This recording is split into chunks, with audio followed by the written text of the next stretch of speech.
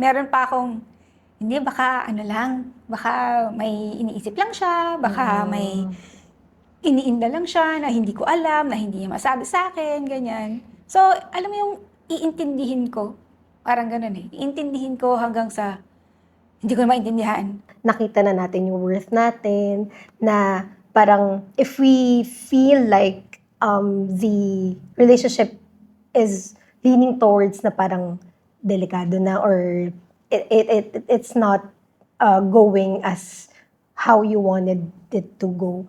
Parang ang ano is, we're getting the options na are we still going to salvage it? Parang hindi dapat pinagbubuhatan ng kamay ng lalaki ang babae, kasi dapat ang babae minamahal. Kaya akala nung iba ngayon, which is giving us the parang impression na yung mga millennial ngayon is, once na na-identify nila na this is a red flag, let go. Wala na.